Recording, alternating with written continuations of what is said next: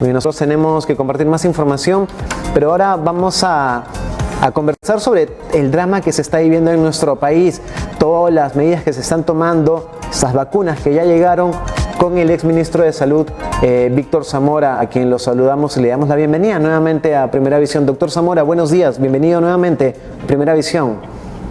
Muy buenos días, Jimmy. Muchísimas gracias por esta oportunidad. Doctor Zamora, estábamos compartiendo imágenes justamente de la información de cómo los médicos, como usted, trabajadores de Revalati, celebraban la llegada de la vacuna. ¿Cómo tomó usted o si estuvo al tanto de la llegada de este avión de China con estas primeras dosis de la vacuna contra la COVID-19? ¿Qué sensación le genera?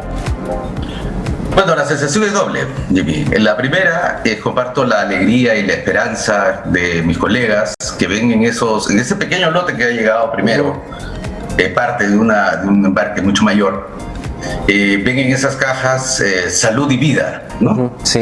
Y en segundo lugar, también comparto la satisfacción de haber sido parte del proceso, ya que el 11 de abril del año pasado nosotros firmamos un decreto supremo que permitía que varias farmacéuticas pudieran iniciar sus investigaciones en el Perú. Una de ellas fue Sinopharm. Sí. Y eso nos permitió generar los puentes con esta empresa desde muy inicio del desarrollo de la vacuna para poder llegar a este momento en que adquirimos las vacunas y las estamos empezando a distribuir entre el personal de salud. Doctor Zamora, luego de la llegada de este primer lote de vacunas de Sinopharm, el presidente Francisco Sagasti pues agradeció a los ministros que han hecho posible esto, también agradeció a la empresa privada, todos los que han participado con este objetivo que ya se está cumpliendo.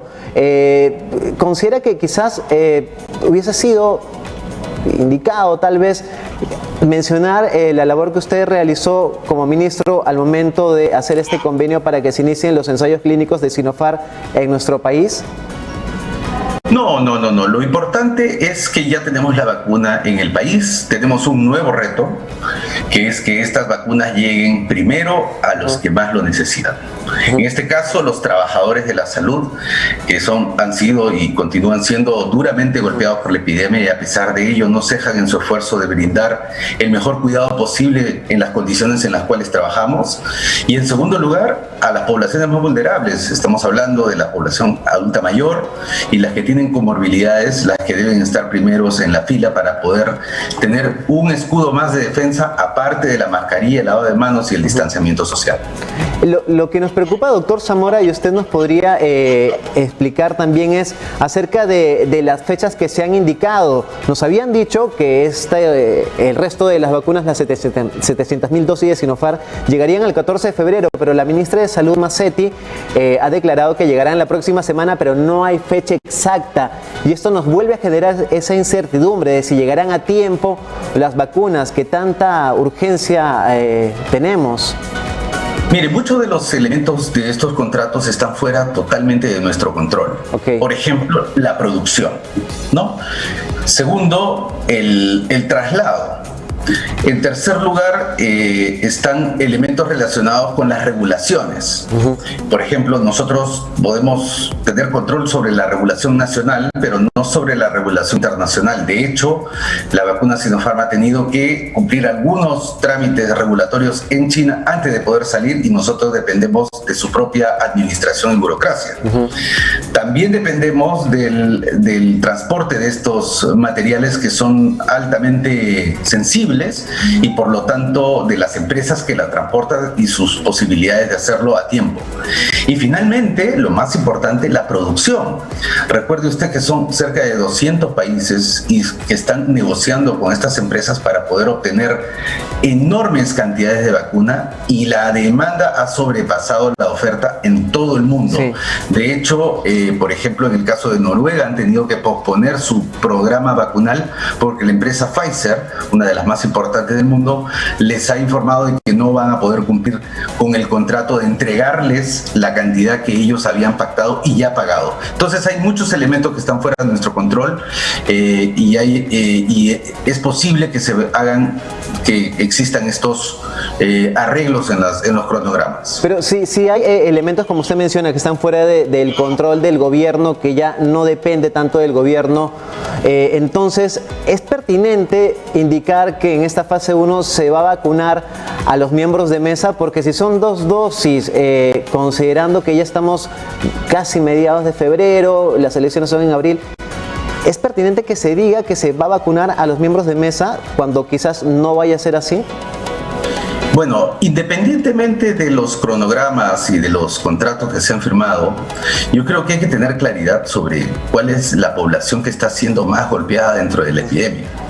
Y es clarísimo que casi el 80% de las personas que fallecen son adultos mayores con morbilidades.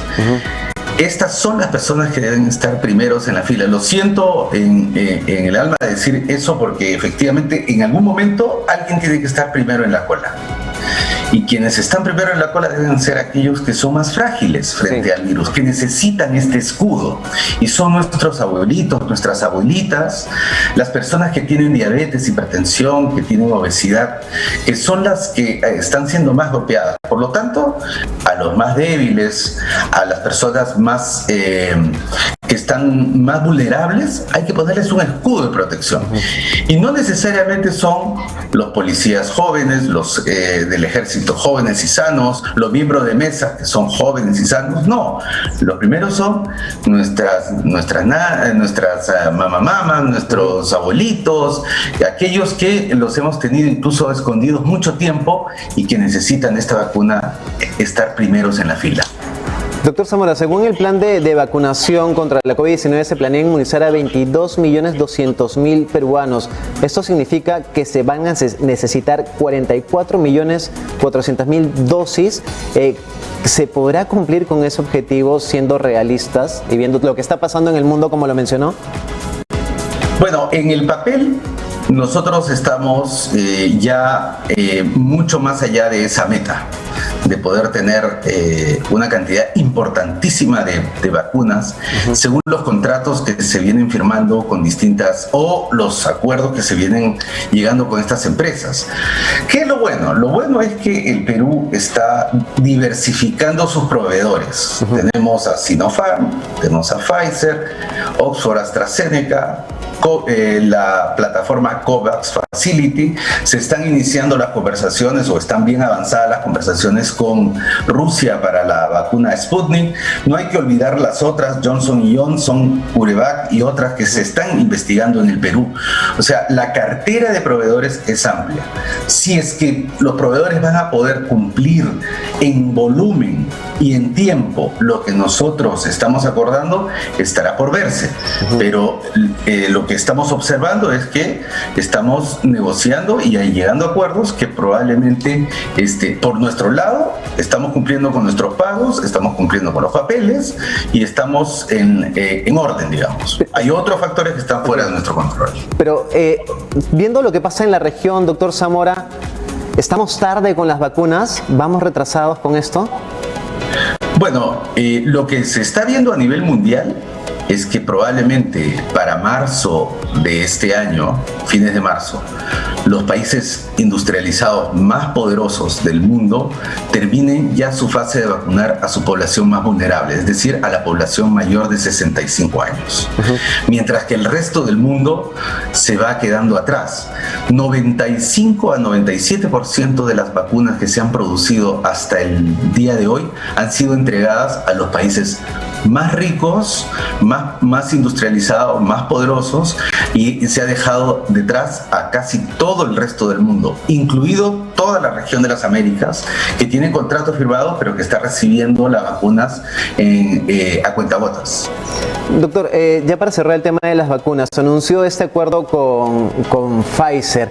¿Usted nos puede explicar, para que no nos queden dudas luego, cuál es la diferencia entre acuerdo y contrato? Cuando nos mencionan que ya hay un acuerdo con Pfizer, ¿significa que ya es un hecho o hay que esperar que nos digan que hay un contrato firmado?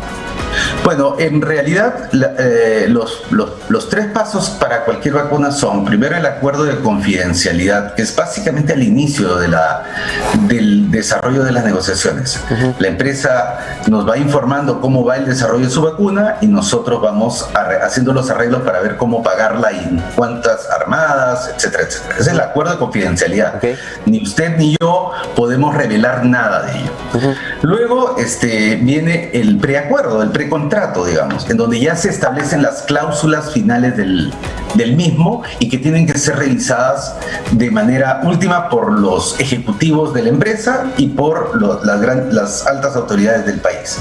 Y finalmente llega el contrato, en donde ya se estampan las firmas de aquellos que son responsables de los mismos. Entonces son tres pasos. Con Pfizer tengo entendido que ya se ha llegado al acuerdo final, en las cuales se han limado las dudas y asperezas que se produjeron al inicio, tanto por la empresa como por parte del país. Entonces, ¿lo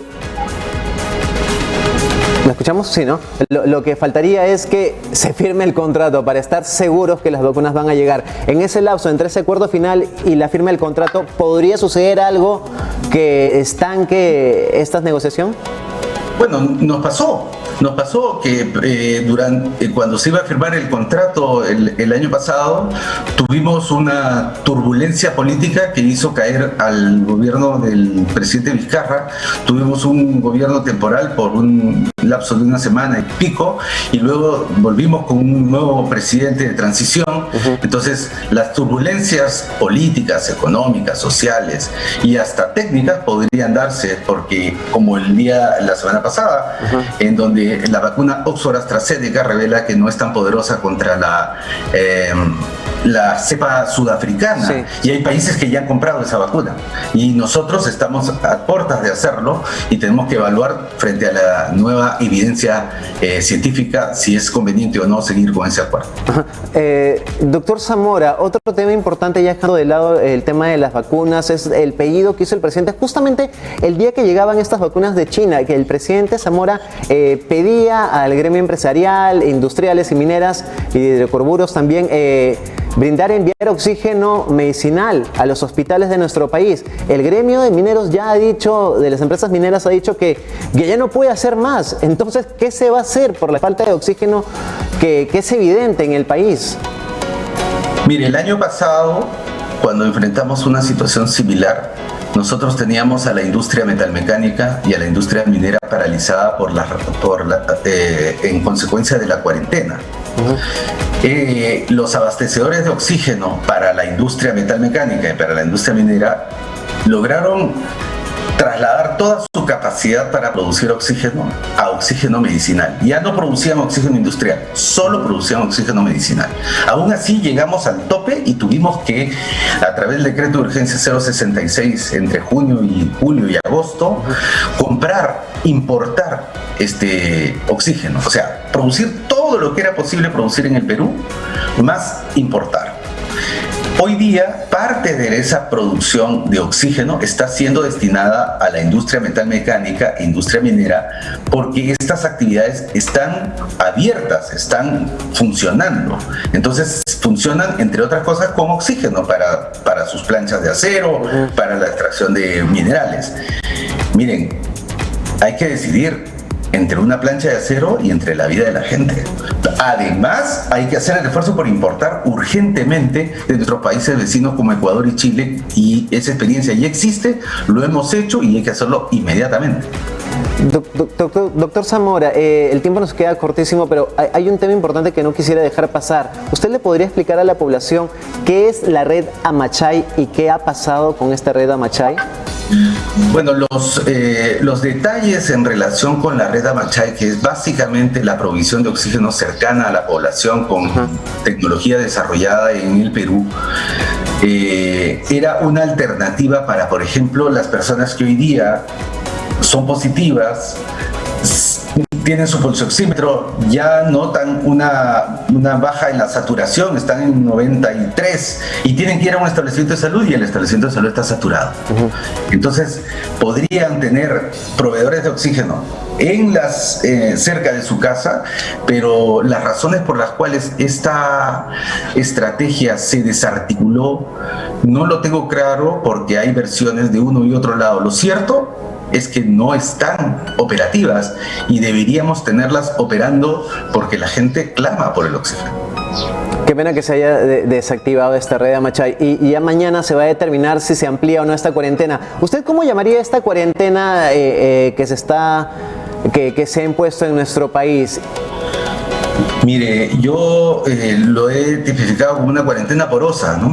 No es una cuarentena rígida, porque como usted puede ver, observar, hay tantas actividades económicas que prácticamente la diferencia entre lo que teníamos antes y lo que tenemos hoy es muy, muy fina.